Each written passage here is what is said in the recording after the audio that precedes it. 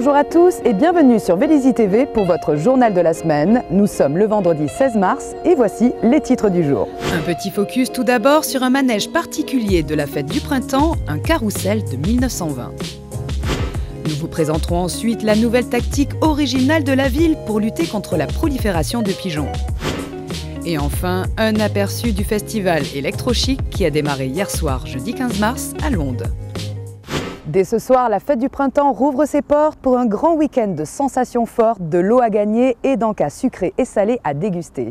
Lorsque l'on pense fête foraine, généralement on songe à des attractions surdimensionnées, récentes et modernes. Et pourtant, il se cache parfois au milieu de tous ces manèges un petit irréductible qui a traversé le temps et les âges. C'est le cas à Vélizy du carrousel Les Petits Chevaux de Bois qui date, accrochez-vous, de 1920. Est-ce que ça va les jeunes ce soir ? Ça crie, ça tourne, ça tombe. Aujourd'hui, on recherche l'adrénaline, les sueurs froides, les sensations fortes. Mais il existe toujours et encore ces petits manèges souvent ornés de sculptures, de miroirs, de peintures et de lumière. Avec la révolution des machines à vapeur, les premiers carrousels sont apparus vers les années 1860 en Europe. D'ailleurs, le plus ancien encore en service en France se trouve en Haute-Savoie. Il a été fabriqué en 1871 et l'animation musicale est assurée par un orgue de foire limonaire de 102 tuyaux. Ils ont fait le bonheur de nombreuses générations. Aujourd'hui encore, ils attirent les tout-petits et leurs parents. Nous en avons découvert un à la fête du printemps. Fabriqué en 1920, il est aujourd'hui la propriété de M. Laurent Naudin et est dans la famille depuis 1970. D'ailleurs, il a été restauré à la même époque. Il fonctionnait initialement avec un moteur monocylindre 4 temps à essence. Il est maintenant mû par un moteur électrique. Toute la mécanique est d'origine, ainsi que les chevaux, voitures, bateaux et autres accessoires. L'éclairage, lui, se faisait par 6 lampes fonctionnant à l'essence. Bien sûr, ils ont été remplacés par la fée électrique et on peut ainsi découvrir toutes les décorations et peintures d'origine.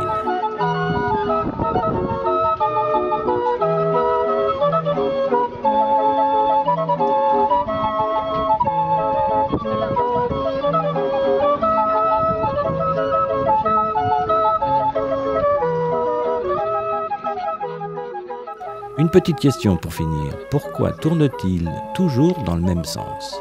Eh bien, le sens de rotation des carrousels est généralement associé à celui de la conduite.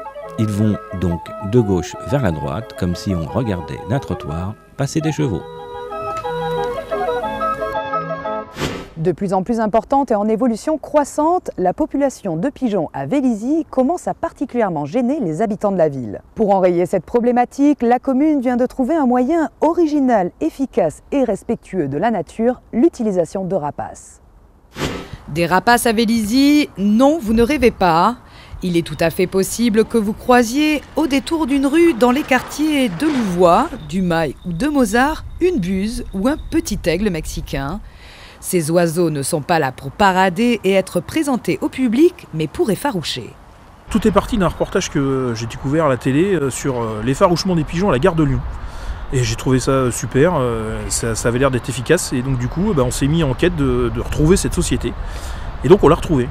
Et on a lancé l'effarouchement des pigeons sur Vélizy. C'est pas une démarche écolo, parce que l'écologie, elle appartient à tout le monde et à personne. Voilà, l'écologie, c'est vraiment des actes, c'est les actes personnels, mais c'est aussi des actes pour pouvoir faire évoluer les mentalités. Et donc, voilà, c'est pas écolo, c'est plutôt développement durable. Je cherchais le moyen de trouver quelque chose qui puisse être efficace sans détruire en fait la nature, parce que bon, la nature de toute façon elle est là. Les pigeons ils existent depuis des centaines et des centaines d'années. On n'est pas là pour les détruire. Par contre, il faut arrêter en fait cette prolifération de pigeons qui est de manière exponentielle sur la ville.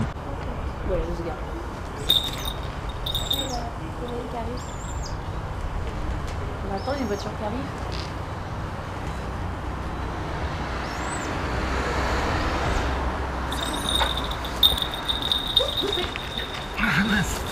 Il n'a pas voulu monter, ça arrive. On voit que les pigeons ne bougent pas, ils ont peur, ils font quoi? Justement, ils sont terrorisés, ils sont inquiets, ils regardent et c'est comme dans Jurassic Park. Le prédateur voit beaucoup mieux quand les proies sont en mouvement. Donc tant que le pigeon ne bouge pas, le pigeon pense qu'en fait il est camouflé, il est en sécurité. Et donc je disais tout à l'heure, nous l'avons vu sur notre site, nous avons effarouché, il y avait quelques pigeons qui ne bougeaient pas. Et nous sommes repassés quelques minutes après. avoir rentré l'oiseau dans sa boîte, et il n'y avait plus de pigeons. Ils ont profité de notre absence justement pour pouvoir s'en aller tranquillement. Et là, les pigeons, bon, ils s'en vont, mais ils reviennent. Oui, justement. Alors, comme ils reviennent, nous intervenons 3 fois par semaine dans cette ville. D'accord. Voilà. Ok. Et vous venez combien de fois par an? Là, c'est la première fois. C'est la première année qu'on commence ici et je crois que ça dure à peu près un mois et demi. D'accord. D'accord, donc efficace. Si un mois et demi suffit.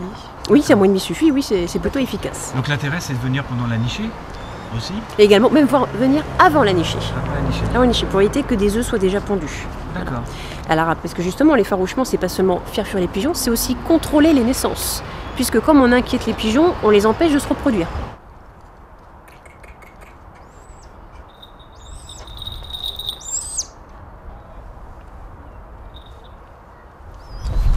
Mais en fait, il les chasse seulement, mais il n'est pas méchant. Ah non, mais vous savez, madame, la méchanceté n'existe pas chez les animaux. Il n'y a que l'être humain qui est méchant. Ah oui, voilà. Non, non, lui, de toute façon, il n'est pas dressé pour les capturer. Il est juste dressé pour voler entre ma collègue et moi. Et j'ai une de mes amies, elle en a beaucoup sur son balcon. Et alors, la police est venue encore la semaine dernière, 2 fois dans la semaine. Enfin, c'est pas elle qui choisit que les pigeons viennent sur son balcon. Peut-être qu'ils s'y sentent bien, hein, ça c'est possible. Mais bon, après, on nous dit de pas les nourrir, on les nourrit pas. Mais enfin bon, faut arrêter quoi. Une petite question là. Oui. Les gens ne vous interpellent pas comme ça dans la rue Ah si, très très souvent. Et les enfants aussi Les enfants, Qu'est-ce qu'on vous demande on nous demande justement que fait l'oiseau, est-ce qu'il se promène ou est-ce que parfois c'est un perroquet. Oui, c'est déjà arrivé, on précise non, c'est un rapace, c'est un petit aigle mexicain, il n'est pas là pour se balader, il est là pour travailler, justement, il fait fuir les pigeons. Et quand je dis ça, les gens sont soulagés, ils disent oui, on est embêtés par les pigeons qui fiantent sur les balcons, sur les voitures, même parfois sur les passants. Donc c'est vraiment un gros problème de salubrité. Voilà. Les gens qui vont interpeller, ils sont rassurés que ce soit des méthodes plus douces. Oui, ils sont rassurés, oui, justement, par ces méthodes douces, comme vous dites. On aura une population de pigeons qui va petit à petit diminuer. Alors ça va diminuer sur des mois et des mois, hein. On va pas diminuer les pigeons comme ça d'un seul coup en claquant des doigts. Mais par contre, sur 1, 2, 3 ans, on va vite voir la différence. Alors là, je suis même le premier étonné parce que en à peine 2 semaines, là où on était, en fait, quand on est arrivé avec le maire, la première fois où il y a eu l'effarouchement, il y avait entre 40 et 45 pigeons qui étaient sur tout le balcon. Et là, on en retrouve entre 10 et 15. Donc on voit bien que ça fonctionne. Et donc voilà, on va pérenniser ce système-là pour pouvoir faire baisser la population de pigeons sur Vélizy. La seconde édition du festival Electrochic a démarré hier soir, jeudi 15 mars, à Londe. Pour ouvrir l'événement, les organisateurs de ce grand rendez-vous ont mis en place un tremplin dans lequel 5 candidats ont joué 20 minutes. Ils se disputaient l'opportunité d'être programmés l'année prochaine pour un set à part entière de 2 heures. Petit florilège en images de cette première soirée et découverte du gagnant.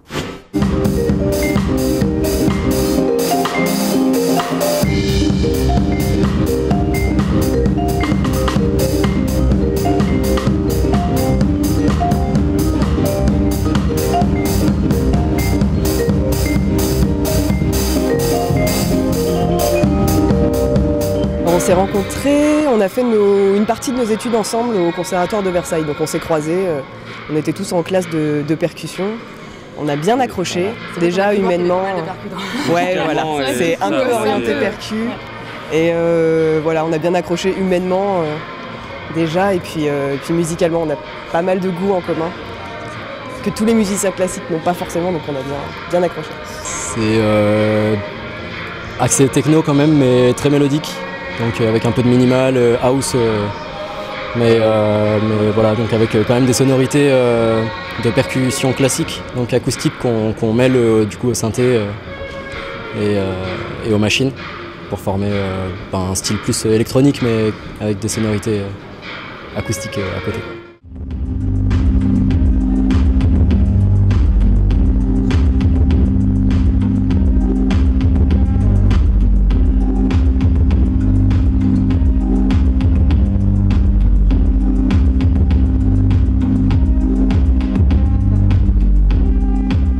Delaware, ça existe depuis 5-6 ans. J'ai commencé à l'université, à la fac d'art plastique. Je faisais beaucoup de visuels et je me suis petit à petit orienté vers la musique et depuis chaque année un peu plus, et depuis je fais que ça tous les jours. Et voilà, donc beaucoup de piano et de la musique électronique du coup. Delaware, ça vient d'un rêve que j'ai fait. où je volais dans le ciel et les nuages écrivaient Delaware, en fait, écrit comme ça. Donc voilà, ça vient de là. Prémonitoire en fait. Planant, j'ai toujours plané, ouais.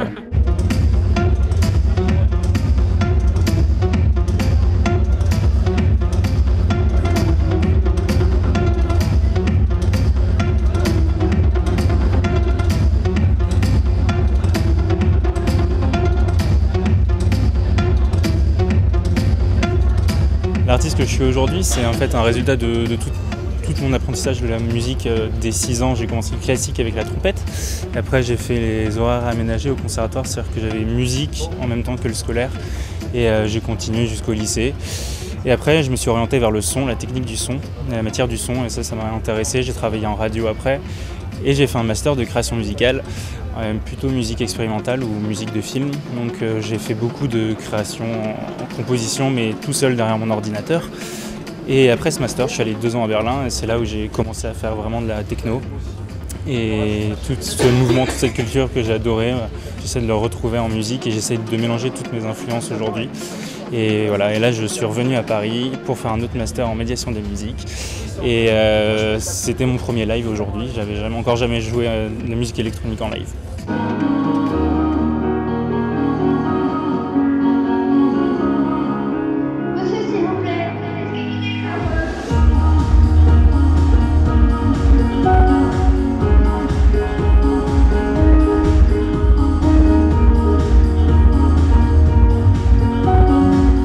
Ça s'est créé il y a 3 ans pour une envie de partager des musiques électroniques, de mettre en avant certaines choses avec beaucoup d'émotion, puisqu'on n'est pas forcément sur de la house classique où il y a finalement beaucoup d'instruments. C'est pour ça que sur scène je joue avec un pianiste pour apporter un peu plus de chaleur et un peu plus finalement un peu moins de froideur par rapport à la musique électronique traditionnelle. Après j'adore la musique électronique traditionnelle, mais voilà, je fais un peu la musique qui me plaît et tant mieux si ça plaît. Et puis voilà, c'est créé il y a 3 ans. Ça a été, le premier EP a été remarqué au Canada, en Belgique, en Suisse. Après le deuxième EP a pas mal tourné sur SoundCloud. C'est les morceaux été repris par Bon Entendeur par exemple. Ça a tourné pas mal. Et puis du coup voilà.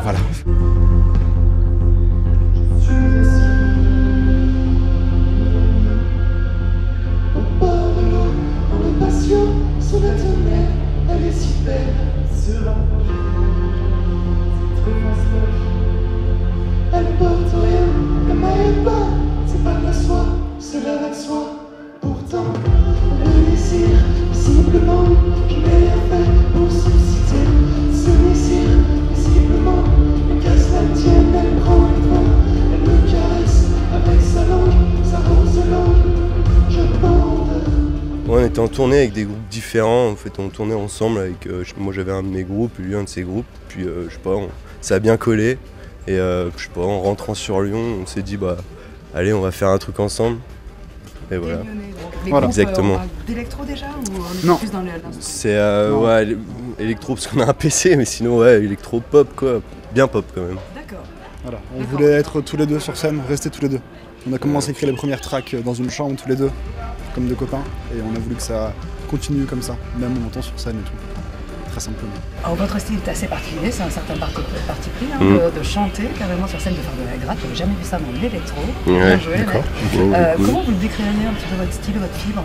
C'est de la pop. Ouais, de la pop, électro avec des sons d'aujourd'hui, mais sinon c'est de la pop quoi. Des fois ça tend même limite sur la variette quoi, c'est qui est cool. Ouais, on est assez sur Jean-Jacques Goldman en ce moment. Ouais non, ça on est en train de faire un EP et ouais. Ouais, ça pue Jean-Jacques Goldman. Comme vous avez pu vous en rendre compte, le niveau était d'une remarquable qualité.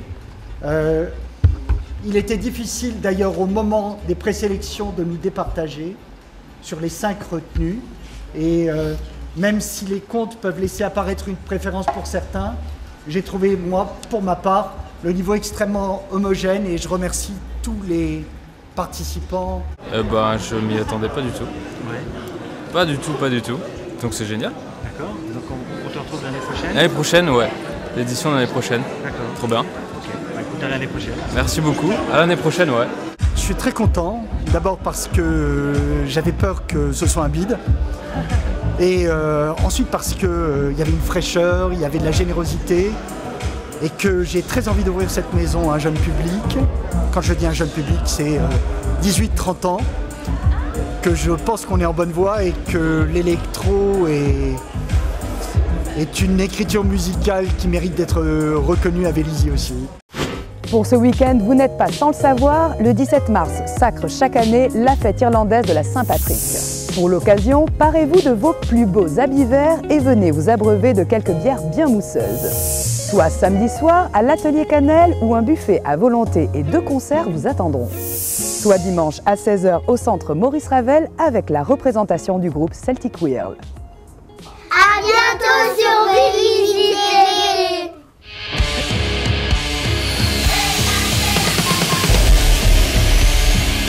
Vélizy TV, votre télé de proximité.